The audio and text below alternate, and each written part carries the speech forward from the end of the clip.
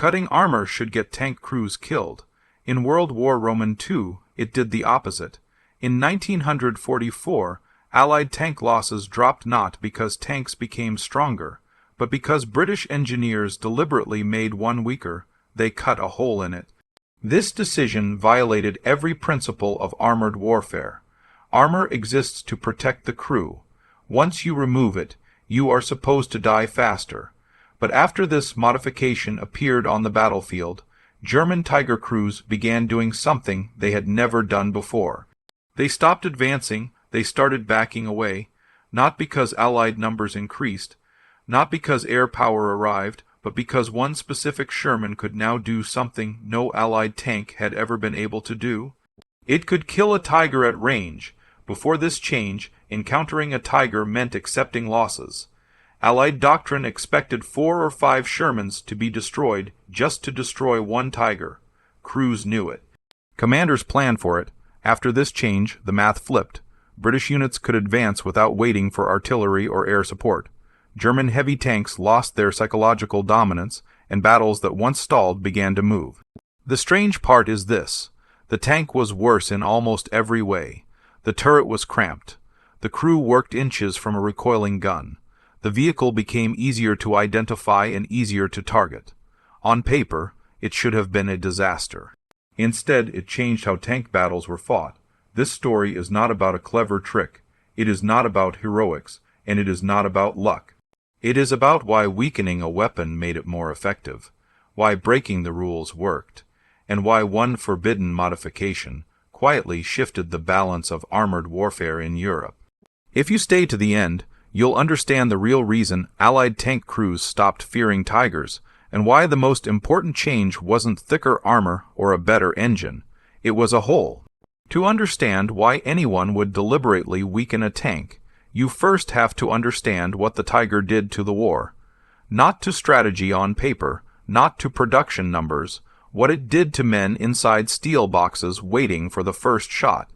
When the Tiger tank appeared in late 1942, it didn't merely outperform Allied armor. It changed how battles were fought before a single round was fired. Until then, tank warfare followed assumptions. Both sides understood. Guns could penetrate armor at certain ranges. Tanks had limits. If you were careful, coordinated, and aggressive enough, you could fight your way through. The Tiger erased that logic. Its 88mm gun reached farther than Allied crews could realistically respond to. A Sherman might be destroyed before its commander even identified the firing position. Often, crews reported hearing the impact before understanding they were under attack. Its frontal armor turned Allied fire into noise. Shells didn't threaten it. They failed visibly and completely. This wasn't just a technical disadvantage. It created a battlefield hierarchy. German tank crews knew they could engage from positions of safety. Allied crews knew they could not, and that knowledge changed behavior long before contact. British tank commanders began reporting something unusual. Not panic, not desertion, hesitation. Units slowed their advance when Tigers were reported nearby. Reconnaissance patrols lingered. Formations stalled even when enemy strength was uncertain. Veterans later described the feeling as a constant pressure.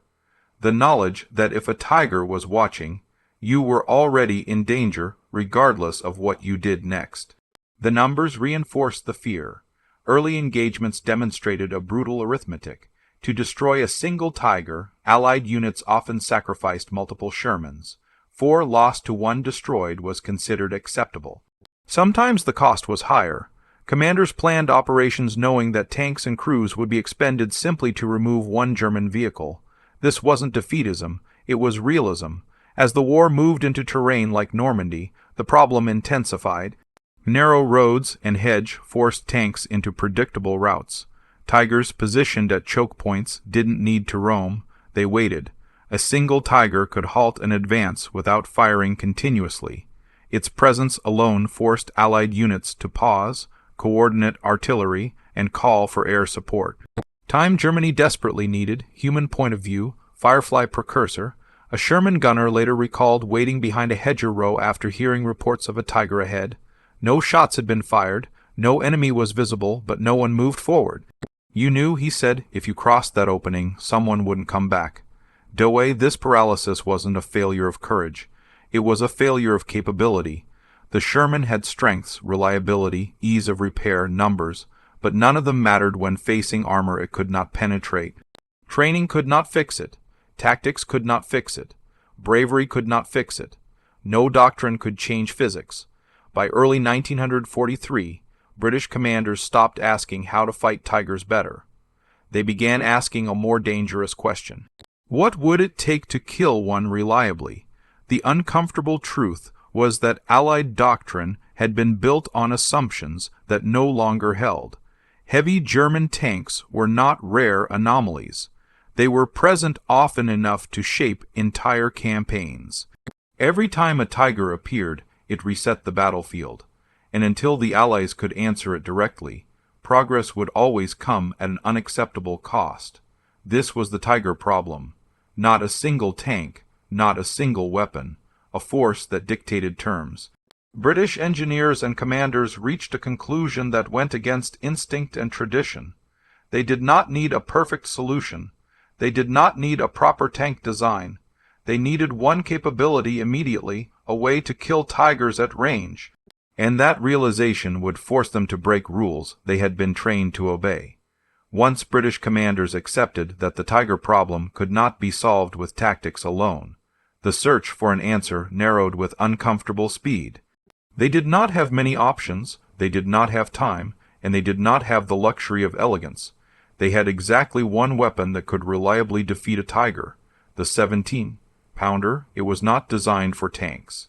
It was not designed to move quickly, and it was certainly not designed to fit inside a turret. The 17-pounder was a towed anti-tank gun built with one purpose: punch through heavy armor at range. Its long barrel and high muzzle velocity gave it penetration. No Allied tank gun could match against a tiger's frontal armor. It could do what no Sherman ever had. On paper, the solution seemed obvious. Put the 17-pounder in a tank. In reality, that idea collapsed almost immediately. The problem was not the barrel, it was what happened behind it. The breach of the 17-pounder was enormous. When the gun fired, it recoiled violently, sending heavy steel backward with tremendous force. In a towed gun, that was manageable. In a tank turret, that space simply did not exist. Tank turrets were already crowded with crew, radios, ammunition racks, and structural armor. There was no empty volume waiting to be used. British engineers ran the numbers, they examined turret rings, they measured recoil travel. Every analysis ended the same way: it would not fit. No British tank could take it. The Cromwell's turret was too small. The Valentine and Churchill were either cramped or structurally unsuited to the recoil forces. The correct engineering answer was simple: design a new tank. The strategic answer was harsher: there was no time. Designing a new tank would take years. Tooling factories would take longer. Training crews would take longer still. Meanwhile, tigers were already killing Allied crews. That was when someone suggested the unthinkable. What about the Sherman? The American M4 Sherman had not been designed for the 17-pounder either, but compared to British designs, it had one critical advantage: a relatively large turret ring and an internal layout that offered just enough flexibility to tempt desperate engineers. Major George Bridie, a British tank specialist, was tasked with investigating the idea. His initial report was blunt and professional: the gun will not fit, the breech is too long, the turret is too small. Bridie was correct, and he was told to proceed anyway, not to redesign the tank, not to wait for a better solution, but to make the impossible work, because the alternative was more burned Shermans and more dead men. At first, the approach was conservative. Engineers removed anything that could be spared. Radios were relocated. Secondary weapons were stripped out. Internal fittings were redesigned. Crew roles were reconsidered. Each change bought inches. Each inch mattered. Still, the breech collided with the rear of the turret. There was simply no way to contain the gun within the armor envelope. At that point, the problem stopped being technical. It became philosophical. Someone proposed cutting into the turret itself, not reshaping it, not thinning it, cutting a hole straight through the armor plate at the rear of the turret. This suggestion crossed a line. Armor was sacred. It existed to protect the crew from exactly the threats tanks faced. Cutting into it was considered reckless at best, suicidal at worst. When American ordnance officers were shown the proposal, their reaction was immediate and predictable. You cannot cut holes in armor. That defeats the entire purpose of protection. You are creating a weak point where none should exist. From a textbook standpoint, they were absolutely right. A hole meant vulnerability. A hole meant exposure. A hole meant failure. But British engineers and commanders were no longer thinking in textbooks. They were thinking in casualty reports, human point of view, the pressure to decide. One British armored officer later recalled standing over a map covered in red grease pencil marks, each one representing a lost tank. We weren't asking how to design the best tank, he said. We were asking how to stop losing men next week. $23. That reality reframed the debate. The British response to American objections was brutally pragmatic. Would you rather have a tank that cannot kill tigers or a tank with a hole in it that can? That single question ended the argument. The hole was not cut because anyone believed it was safe. It was cut because every other option had already failed. The modification itself was crude. A rectangular opening was cut into the rear armor plate of the Sherman's turret. The hole was sized precisely to allow the breech of the 17 pounder to extend backward when the gun was elevated. When the gun fired, part of the recoil now moved outside the turret rather than crushing the crew. It was inelegant. It looked wrong and it worked. The first prototype was completed in late 1943. Testing confirmed every fear critics had raised. The recoil was brutal. The turret rocked violently with each shot. The interior became claustrophobic to the point of danger. Crew members worked inches from moving steel. The loader's task became slower and physically exhausting. The commander had to abandon his traditional position and adapt to reduced visibility. Yet none of that mattered because the gun fired, and because it penetrated for the first time, a Sherman could destroy a Tiger without closing to suicidal distances. Every remaining objection lost its weight. If the turret was cramped, crews would train harder. If the tank was unbalanced, counterweights would be added. If the solution violated doctrine, doctrine would have to yield. Production began almost immediately. The conversion process reflected the urgency behind it. Standard Shermans arrived from American factories. British workshops stripped them down. Unnecessary equipment was removed. A hole was cut into the turret. The 17 pounder was installed. A heavy counterweight was welded onto the turret's rear to balance the gun. Then the tank was repainted. From a distance, it still looked like a Sherman. Up close, it was something else entirely. The Sherman Firefly, it was not a new design. It was a compromise made permanent. It traded comfort for lethality, protection for capability, doctrine for results. And every engineer involved understood the truth. This tank was never meant to be perfect. It was meant to kill tigers. That single requirement justified every rule that had been broken to create it. And soon on the battlefield, it would justify them all. The Sherman Firefly solved the tiger problem, but it created another problem, one the men inside it had to live with every day. From the moment Fireflies reached frontline units, crews understood the truth almost immediately. They were climbing into a tank that traded safety for lethality, and lethality made them targets. The most immediate change was inside the turret. A standard Sherman turret was already cramped by modern standards. The Firefly's interior bordered on unbearable. The massive breech of the 17 pounder dominated the space. There was no room to step back, no room to adjust your stance. Every movement had to be precise. The loader's job became the most dangerous in the tank. Each round weighed nearly 40 lb.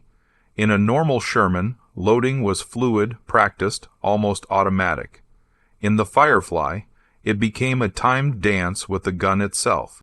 Move too early and you smashed fingers against steel. Move too late and the firing cycle slowed, exposing the tank to return fire.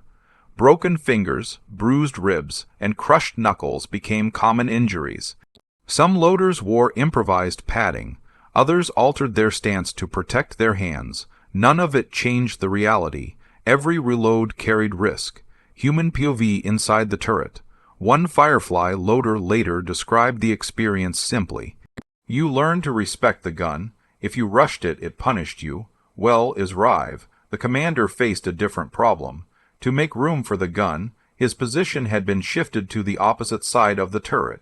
That change seems minor on paper. In combat, it mattered.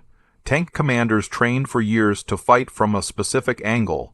Their scanning patterns, depth perception, and coordination with nearby tanks were instinctive. Now those instincts betrayed them, visibility suffered, communication slowed, situational awareness became harder to maintain. None of this killed the Firefly outright, but it narrowed the margin for error. Outside the tank, the danger multiplied. The Firefly did not look like other Shermans. The long gun barrel was unmistakable.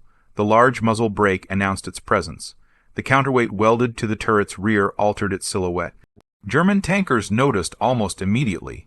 They didn't need manuals or briefings. They learned through loss. The long-gun Sherman was the one that killed Tigers, and it had to die first. Orders spread rapidly through German armored units. Identify Fireflies.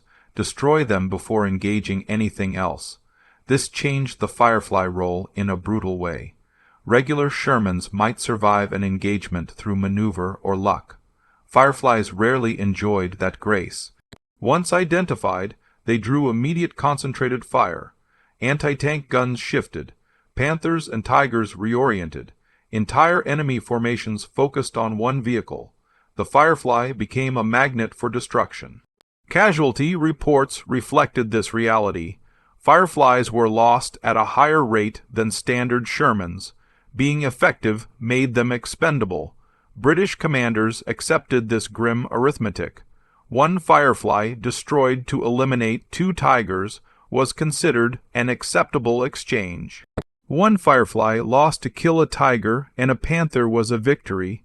This was not cruelty. It was survival math. Microclimax, first Firefly loss. In one early engagement, a Firefly destroyed a Tiger from long range. Less than a minute later, German return fire obliterated it. The crew did not escape. The battlefield lesson was immediate and unforgiving. Fireflies win fights. Fireflies attract death. To survive, Firefly crews had to fight differently. Aggression became restraint. Fireflies held back while regular Shermans advanced. They allowed enemy tanks to reveal their positions. Only then did they move into firing positions. This restraint ran against instinct. Tank crews were trained to engage quickly to press the advantage. Firefly commanders learned to wait. British units adapted their tactics accordingly. Regular Shermans were sometimes used deliberately to draw fire while German gunners focused on them. Fireflies maneuvered into position. It was dangerous, it was uncomfortable, and it worked. Camouflage became an obsession. Crews painted their barrels to appear shorter. Some units attached fake muzzle brakes to standard Shermans to confuse German gunners. Others positioned Fireflies behind terrain features so the long barrel remained hidden until the moment of firing. These measures helped, but only briefly. Once a Firefly fired, it was marked. German responses were swift and aggressive. Firefly positions were saturated with return fire. Anti-tank guns were repositioned specifically to cover likely Firefly engagement zones. Inside the vehicle, tension never eased. Crews knew they were essential. They also knew they were hunted. Firefly crews were not reckless. They were disciplined. They trained harder than most. They rehearsed loading drills, communication protocols, and emergency procedures relentlessly. Still, no amount of preparation eliminated the risk. The Firefly was never meant to survive prolonged exposure. It was meant to end fights quickly, and despite the losses, the strategy worked. German tank commanders became cautious in areas where Fireflies were present. Tigers no longer advanced with confidence. Panthers hesitated before exposing themselves. The psychological balance shifted, but the cost remained. Firefly crews accepted that they were trading personal safety for collective survival. They understood that their presence protected others even if it endangered themselves. Human point of view, choosing the Firefly. One British tanker recalled being offered a transfer back to a standard Sherman after his Firefly was damaged. He refused. "I'd rather be in the tank they're afraid of," he said, "even if it costs me one ID's near." That mindset defined the Firefly. It was not a tank designed for comfort or longevity. It was a weapon designed to change outcomes. And by doing so, it changed who was hunted on the battlefield. The Firefly did not remove danger from armored warfare. It concentrated it, and that concentration would soon be tested on the largest stage of all, Normandy. Normandy was where theories died. It was where doctrine met hedge, narrow roads, and German armor that knew how to fight defensively. For years, the Tiger had dominated exactly this kind of battlefield. Normandy was supposed to belong to it. Instead, Normandy became the Firefly's proof.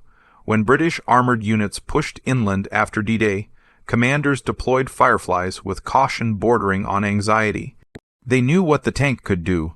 They also knew what it would cost if used incorrectly. Fireflies were not sent forward blindly. They were held back, positioned deliberately, protected when possible. The early engagements followed a pattern that crews learned quickly. Regular Shermans moved first. German tanks responded. Only then did Fireflies reveal themselves.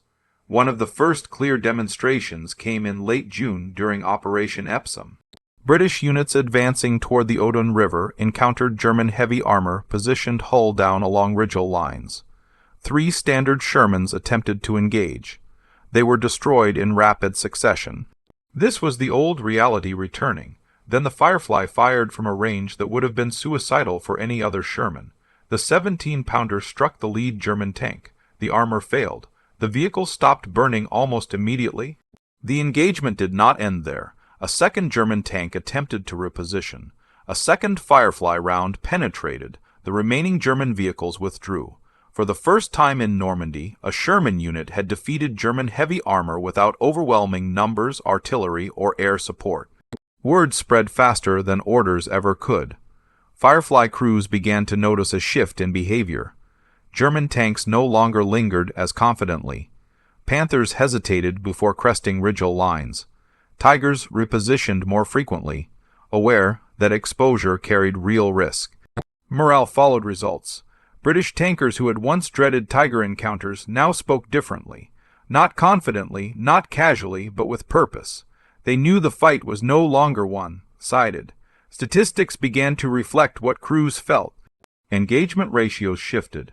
Where earlier campaigns demanded 4 or 5 Shermans to eliminate 1 Tiger, Fireflies began achieving parity. In some engagements, they did better. This mattered far beyond numbers. It meant commanders could plan advances without assuming catastrophic losses. It meant momentum returned to British armored units. German commanders noticed the change as well.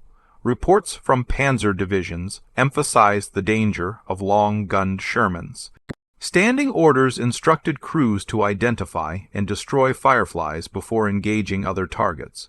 The Firefly had become the priority threat. That recognition led directly to one of the most famous armored encounters of the war. August 8th 144 Operation Totalize. German armored forces, including Tigers commanded by SS Hauptsturmführer Michael Wittmann, prepared to counter a British advance. Wittmann was not just another tank commander. He was a legend.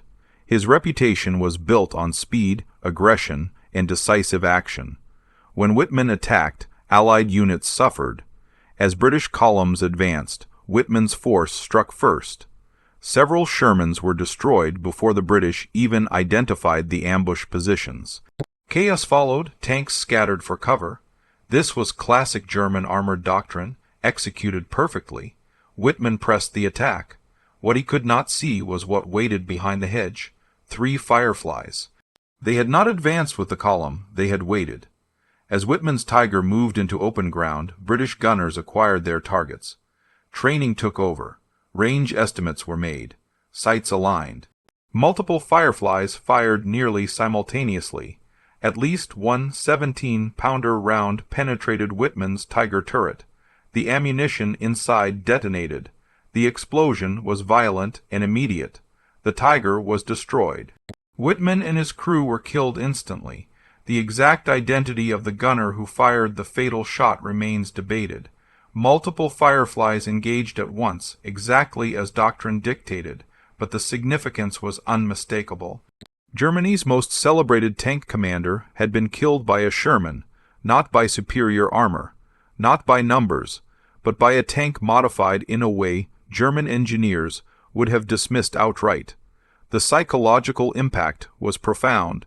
For British crews, it confirmed what they had begun to believe. Fireflies could kill anything on the battlefield. For German crews, it confirmed something far more unsettling. Fireflies were not rare anomalies. They were integrated into British formations, and they were deadly. After Whitman's death, German armored behavior changed noticeably. Tigers and Panthers became more cautious. Ambushes were executed from greater distance. Exposures were shorter. The Firefly had not removed danger from the battlefield, but it had removed German certainty. Throughout July and August, Fireflies accounted for a disproportionate share of German tank losses.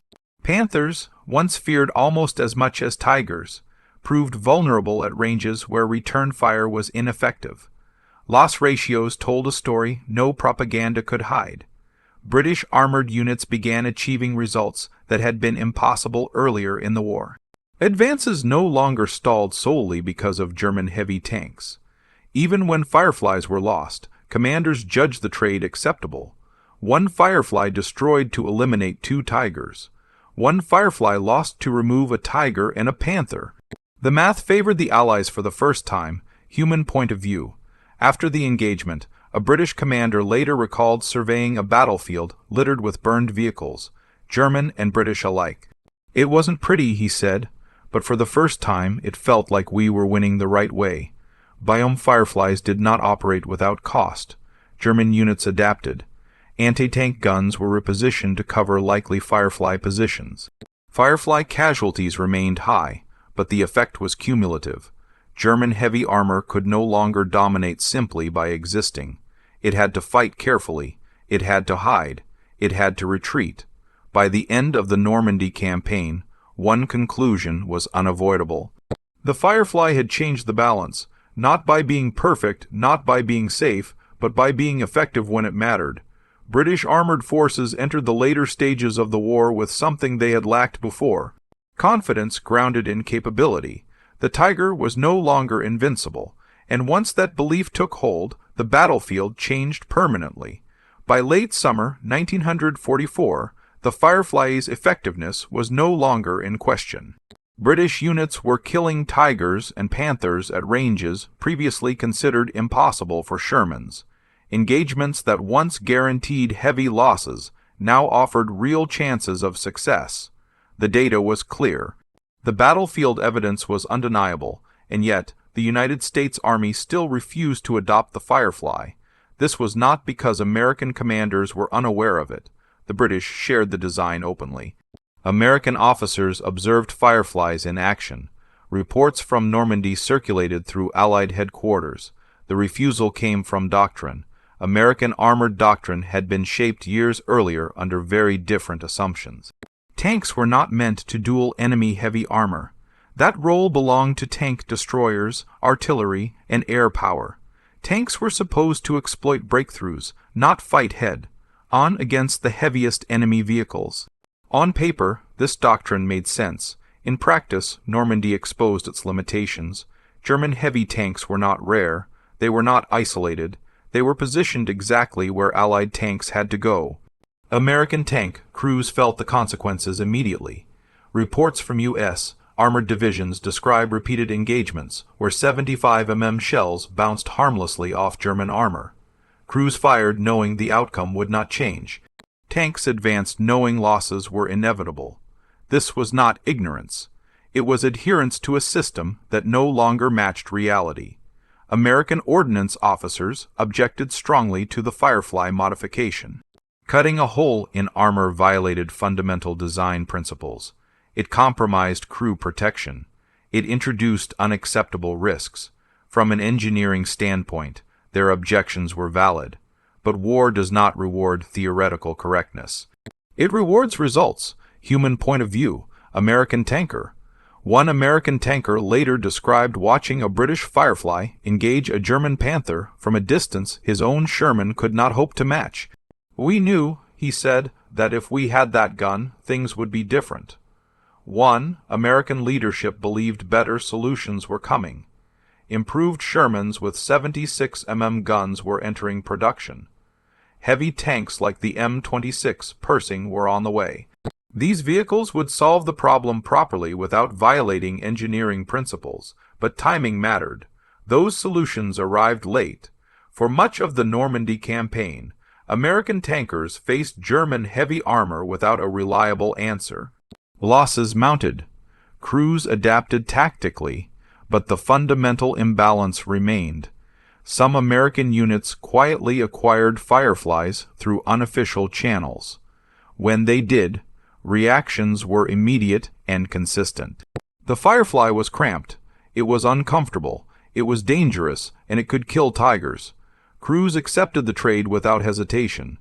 By late 1944, American doctrine began to shift. The introduction of the 76 mm Sherman improved matters somewhat. The arrival of the Pershing finally provided parity, but the cost of waiting was measurable. Post-war studies suggested that if the United States had adopted the Firefly earlier, American tank losses in Europe could have been reduced by 20 to 30%. That reduction represented hundreds of tanks and thousands of lives. This was not a failure of courage or skill. It was a failure of adaptation. British doctrine, shaped by desperation and flexibility, accepted an imperfect solution because it worked. American doctrine, shaped by principles and long-term planning, waited for something better. Wars are not decided by what arrives eventually. They are decided by what is available when it matters. The Firefly forced a harsh lesson. Doctrine must adapt to reality, or reality will extract payment. That lesson would echo long after Normandy. The Sherman Firefly should never have worked.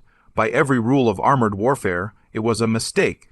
Cutting into armor creates weakness. Forcing an oversized gun into a cramped turret, it creates danger. Building a weapon around compromise instead of perfection invites failure.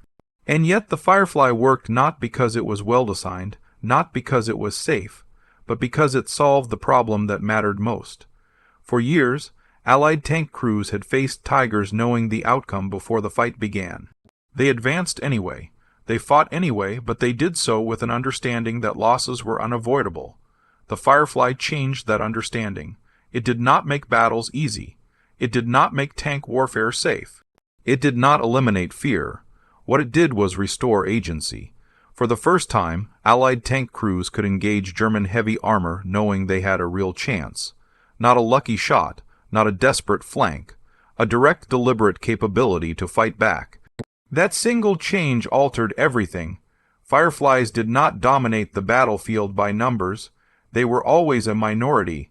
Often there was only one in an entire troop of Shermans, but their presence reshaped behavior.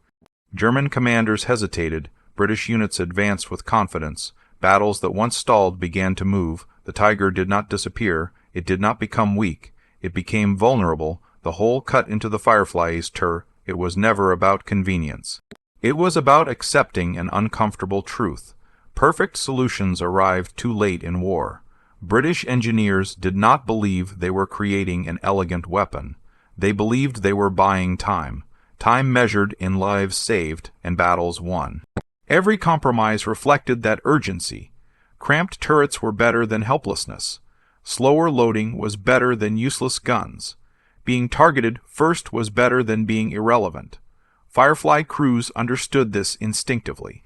They accepted higher risk because their tank protected others. They knew their role was not longevity, it was impact. Many did not survive, but their contribution reshaped the battlefield in ways that extended far beyond individual engagements. The Firefly also exposed a deeper lesson. Doctrine is not neutral. It reflects assumptions about what the enemy will do, what technology will deliver, and how long you have to wait for answers. British doctrine bent under pressure. It accepted an ugly solution because it worked. Now, American doctrine held longer to principles and long-term plans. Better tanks would come, better guns would arrive, and they did, but timing mattered. The difference between having a solution later and having one now was measured in burned tanks and empty seats. After the war, analysts examined tank combat with cold precision. The numbers told a clear story. Fireflies achieved far better exchange ratios against German heavy armor than standard Shermans. The conclusion was unavoidable. Imperfect solutions applied in time can outperform perfect solutions